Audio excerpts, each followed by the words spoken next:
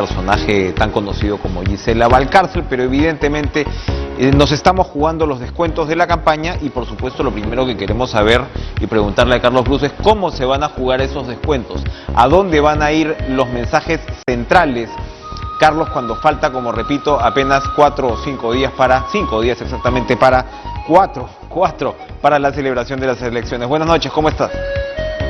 Hola Enrique, ¿cómo estás? ¿Cómo se va a plantear estos últimos días de campaña cuando las últimas encuestas que se pudieron conocer nos pintaban una fotografía muy ajustada? Bueno, hacer lo que hemos hecho hasta el momento, con toda humildad, seguir comunicando lo que pensamos hacer, seguir recibiendo adhesiones de personas independientes que van a votar por Keiko Fujimori, y todas estas actividades que tienen que culminar, me parece que es el día jueves o el día viernes. Ya me entra la duda, creo que jueves son para actividades públicas. Así es. Y viernes para mensajes de los candidatos, y el sábado y domingo ya es un mutis en términos de campaña. Así que haremos eso, seguir comunicando nuestros mensajes. Muy bien, ahora, central en los mensajes en los últimos días han sido las propuestas económicas.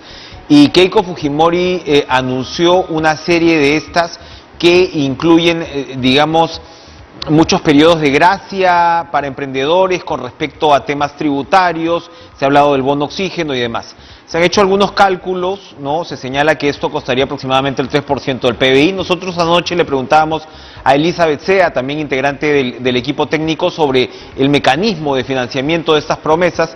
Sostenía que el nivel de endeudamiento, que ahora está en aproximadamente 32, podía llegar hasta el 40%, pero hay economistas que señalan, por otra parte, que esto puede ser peligroso, porque esto solamente es el principio. Entonces, si planteas ciertas ayudas con estas características, se podrían volver permanentes y complicarle la situación a la caja fiscal.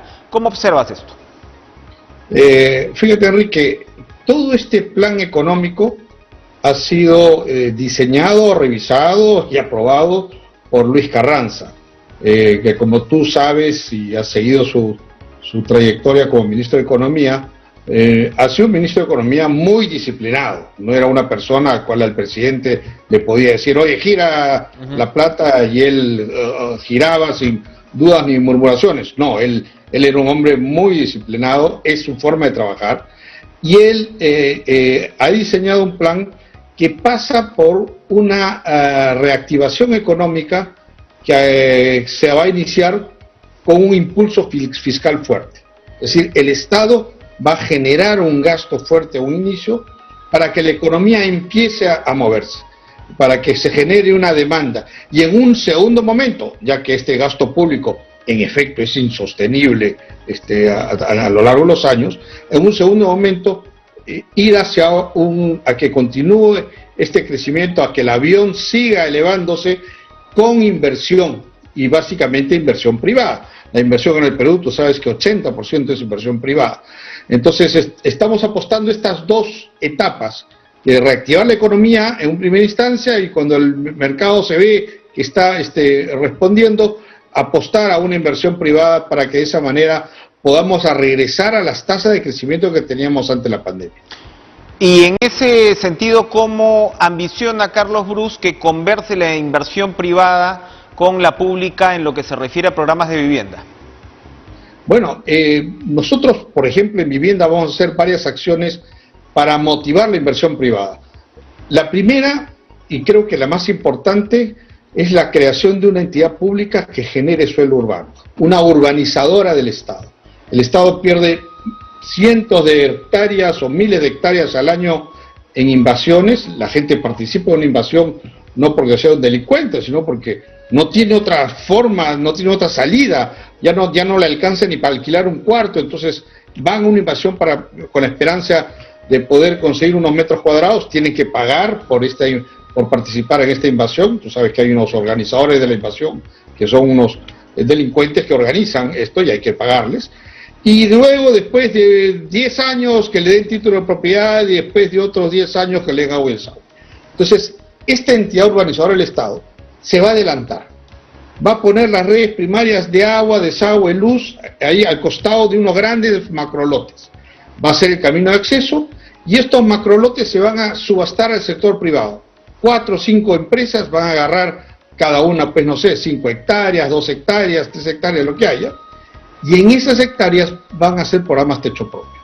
De esa manera, la gente, en vez de invadir y arriesgar su integridad, lo único que tiene que ir es ir a estos grandes macrolotes, con la misma plata que le paga a un invasor, inscribirse y tener su casa a techo propio. Desde el primer día tendría título de propiedad, agua, desagüe, luz y una casa ya construida, gracias al subsidio que da el Estado en el programa Techo Propio.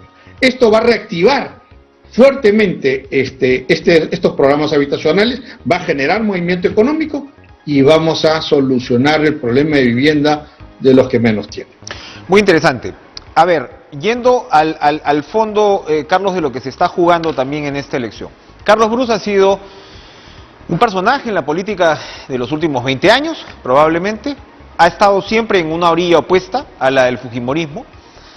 Ahora evidentemente observa en el señor Castillo lo que seguramente considera pues una amenaza contra el sistema democrático, lo que sabemos, ¿no? O de lo que se cuestiona, los críticos cuestionan a Castillo. Pero al mismo tiempo está la variable del antifujimorismo que vuelve a salir con fuerza en estas circunstancias, a pesar de que Keiko Fujimori ha capitalizado en parte estos puntos flojos del señor Castillo, pero además, Carlos, una fuerte demanda de cambio, que es una demanda de cambio que a veces es un tanto difícil de interpretar.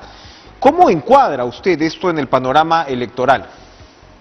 Efectivamente, Enrique, durante todo mi accionar en la vida política, yo he siempre, como liberal que soy, he estado a favor de gobiernos que promueven la libre empresa y mercados abiertos, y las opciones que de alguna manera generen un fortalecimiento del sistema democrático. Como tú sabes, yo combatí el fujimorismo hace 20 años atrás, organicé la Marcha de los Cuatro Suyos, fui procesado por asesinato porque se me echó la culpa del incendio del Banco de la Nación y la muerte de esos vigilantes, así que nadie me puede decir que no sufrí la represión, entre comillas, del fujimorismo. Sí lo sufrí en carne propia, pero no puede uno vivir de odios y rencores. Uno tiene que buscar lo mejor para el país. Y hoy, la mejor alternativa que defiende ese sistema de libre mercado que ha ayudado a reducir la pobreza en el país ante la pandemia, después de la pandemia hemos tenido un retroceso, y que curiosamente hoy es más la alternativa que nos asegura más la vigencia del sistema democrático, es el fujimorismo. Un fujimorismo donde ya no está Alberto Fujimori, obviamente, donde está su hija, el fujimorismo que ya aprendió a funcionar dentro de la democracia, ha cometido errores, Keiko Fujimori las ha reconocido, la forma como han actuado en los últimos 3 años, yo también los he combatido, y Keiko lo ha reconocido, pero son errores, Enrique, que se cometieron dentro de la democracia. Ahora la gente quiere efectivamente un cambio. El problema es qué cosa falló. ¿Falló el modelo o falló la gente que dirigía el modelo? Por ejemplo, el hecho de que hayamos tenido una persona incapaz y no haya comprado vacunas como el expresidente Vizcarra. ¿Qué tiene que ver el modelo con eso? Simplemente fue ineptitud, ¿no? ¿Por qué se compraron pruebas rápidas y no moleculares? Por ineptitud, ¿no? ¿Por qué se cierra un congreso forzando a la Constitución? Por falta de compromiso con la democracia. Entonces, hay cosas que hay que cambiar, ¿qué duda cabe? Claro que hay que cambiar muchas cosas, pero hay que cambiar las cosas y reformar el modelo. No tirarse abajo lo andado, no traer una experiencia como la de Venezuela aquí al Perú, con un chavismo, que nos va a traer a retraernos en materia económica y a un retraso muy grande en el sistema democrático. Entonces, sí queremos un cambio hacia adelante, mejorar las cosas, que el Estado gaste mejor, que los proyectos se hagan de verdad, sin corrupción, pero que le sirvan a la gente, que solucionemos el problema de la comida, de la salud y el trabajo, pero preservando la libertad en materia económica, en materia social y la democracia. Ahora, usted señala que hay efectivamente cosas que cambiar sin, digamos, tirar la estantería al suelo. Pero hay un punto, por ejemplo, que toca el plan de Castillo, el último plan de Castillo, que da cuenta de la concentración de tierras, por ejemplo, relacionadas con los proyectos de irrigación. En el 2002, usted se acuerda muy bien, porque estaba en el gobierno de Toledo, se promulga la ley que garantizaba que el 30% de las hectáreas de esos proyectos de irrigación financiados por el Estado vayan a pequeños y medianos agricultores.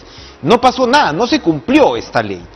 El modelo no ha sido demasiado duro para poder incluso permitir cosas que, como señalo, estaban constituidas ya legalmente. ¿No ha sido reaccionario de alguna manera? Mira, hay cosas que hay que revisar sin ninguna duda. Te pongo una.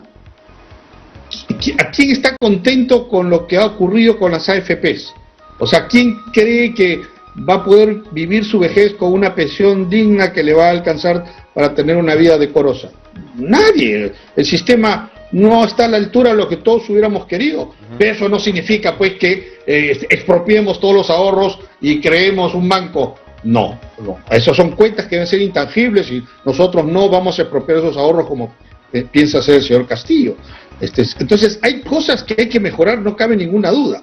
Pero, digamos, tirarlas abajo y seguir un camino como ha seguido Venezuela o Cuba, nos va a traer al atraso, con toda seguridad. Y además, esa gente que promueve esos modelos y que ahora dice que hay que hacer una nueva constitución, como si cambiar la constitución cambiara la realidad, realmente ellos saben que cambiando la constitución no se cambia la realidad, pero cambiando la constitución sí les permite, pues, cambiar las cláusulas que les facilitan la reelección. Y de esa manera se quedan en el poder, como ha ocurrido en Cuba y en Venezuela. Si no, díganme ustedes por qué la gente se va de los países comunistas y se van a los países de libre mercado. Si hoy en día abrimos los teléfonos, Enrique, y le preguntamos a la gente, oiga, si le facilitamos que puedan viajar a algún país, ¿a qué país quisieran irse? La gente no nos va a decir Venezuela, no nos va a decir Cuba, no va a decir Estados Unidos, Alemania, Francia, países de economía abierta, de libre mercado, ¿no? Entonces, ¿por qué queremos traer al Perú esas experiencias trasnochadas que se han probado que no funcionan y que atraen pobreza a los pueblos y que destruyen el sistema democrático? Oiga, yo quería preguntarle, Carlos, un punto que está cantado ahora mismo, en estos días que incluso representantes de la comunidad LGTBI lamentan que en ambas opciones prácticamente no se recojan las demandas de estas comunidades, estas minorías vulnerables. Usted es un representante, por supuesto, de esta misma. ¿Cómo observa este vacío? Sí, en efecto, hubieron 4 partidos políticos que mencionaban los derechos LGTB en sus planes de gobierno. Estos 4 partidos han sido pulverizados por el electorado, son partidos que iban desde centro derecha hasta centro izquierda, y no contaron con el voto de la población, y yo lo lamento.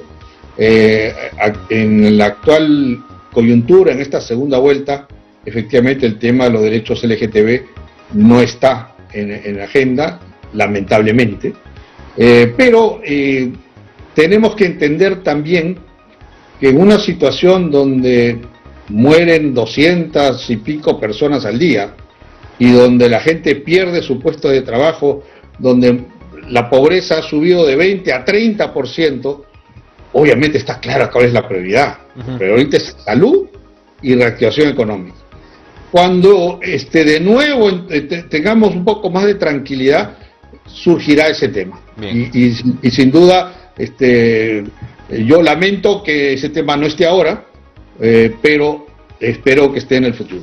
Bien, Carlos Bruce, muchas gracias por esta conversación. Suerte en lo que queda de la campaña. Vamos a hacer una pausa, pero vamos a regresar aquí